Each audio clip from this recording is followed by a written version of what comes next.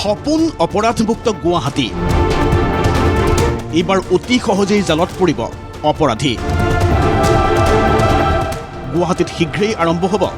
intelligent city surveillance system ঠায়ে ঠায়ে স্থাপন অত্যাধুনিক কেমেৰা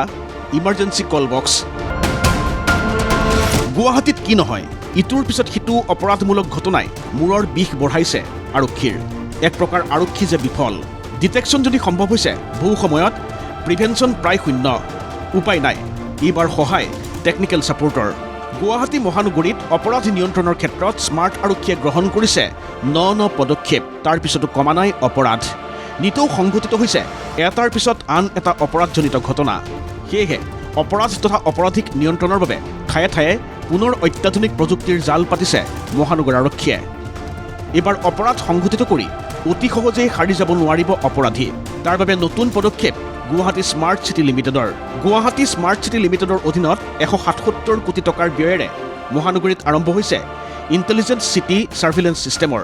177 কোটি টকীয়া প্ৰকল্পটোৰ জৰিয়তে সমগ্ৰ মহানগৰীত স্থাপন কৰা হৈছে 2000টা CCTV কেমেৰাৰ সৈতে সংলগ্ন কৰা হৈছে LED লাইট ইয়াৰে 1750টা বুলেট কেমেৰা আৰু 250টা PTZ কেমেৰা অৰ্থাৎ পেন টিল জুম কেমেৰা ইয়াৰ বাবে খানাপাৰাত স্থাপন কৰা হৈছে integrated command and control centre কেন্দ্ৰটোৰ নিৰীক্ষণৰ দায়িত্বত থাকিব গুৱাহাটী স্মাৰ্ট চিটি লিমিটেড আৰক্ষী আৰু প্ৰকল্পটোৰে জড়িত বিষয়া কৰ্মচাৰী ইয়াৰ উপৰিও জৰুৰীকালীন পৰিস্থিতিত তাৎক্ষণিক সহায়ৰ বাবে মহানগৰীৰ 20টা স্থানত স্থাপন কৰা হ'ব ইমাৰ্জেঞ্চি কল বক্স ইতিমধ্যে কেইবাটাও স্থানত ইমাৰ্জেঞ্চি কল বক্স স্থাপনৰ কাম সম্পূৰ্ণ হৈছে ইমাৰ্জেঞ্চি কল বক্সৰ জৰিয়তে ভুক্তভোগীৰ সৈতে অতি সহজেই নিয়ন্ত্ৰণ কেন্দ্ৰৰ লগত যোগাযোগ স্থাপন কৰিবলৈ সক্ষম হ'ব ইমাৰ্জেঞ্চি কল বক্সত থকা বুটাম টিপি জনাব পাৰিব আপোনাৰ সমস্যা বা বিপদৰ কথা ইমাৰ্জেঞ্চি কল বক্সত আছে অডিঅ' ভিডিঅ'ৰ সুবিধা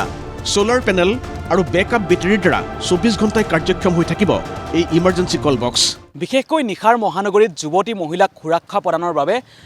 লোৱা হৈছে এই ব্যৱস্থা ঠায়ে ঠায়ে স্থাপন কৰা হৈছে ইমাৰ্জেঞ্চি কল বক্স আৰু এই ইমাৰ্জেঞ্চি কল বক্সৰ কাম কি হ'ব আপুনি বিপদত পৰিছে বিপদত পৰাৰ লগে লগে আপুনি ইমাৰ্জেঞ্চি কল বক্সৰ ওচৰত আহি আপুনি যদি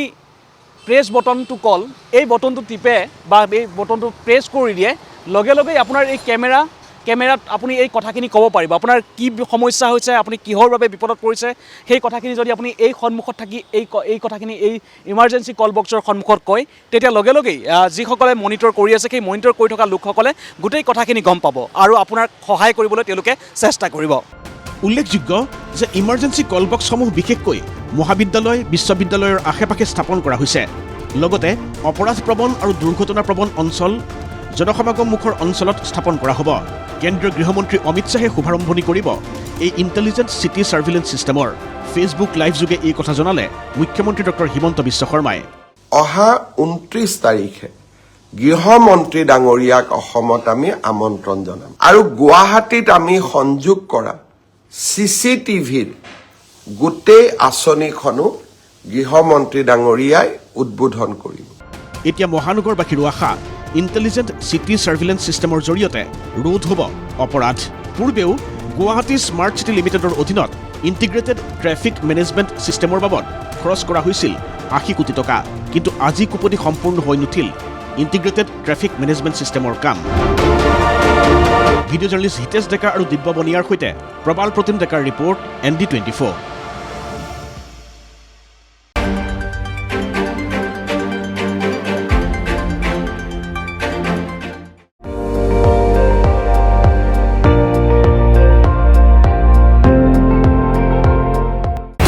আপুনি চাই আছে ND24 সৰ্বশ্ৰেষ্ঠ নহয় সৰ্বোত্তমৰ দৌৰত